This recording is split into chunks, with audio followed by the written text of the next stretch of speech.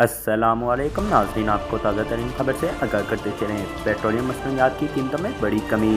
महंगाई से परेशान आवाम के लिए एक अच्छी खबर है कि वज़ीर आज़म पेट्रोलियम मसनूआत की कीमतों में कमी की मंजूरी दे दी है।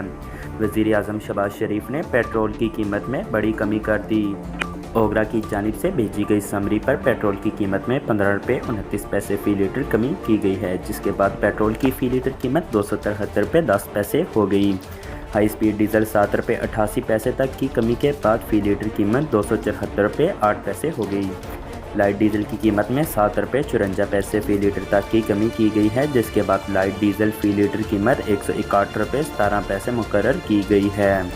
मिट्टी के तेल की कीमत में 9 रुपये 88 पैसे कमी के बाद फ़ी लीटर कीमत 173 रुपये 48 पैसे हो गई है। पेट्रोलियम मसनूआत की कीमतों में रद्द-ओ-बदल का नोटिफिकेशन भी जारी कर दिया गया है।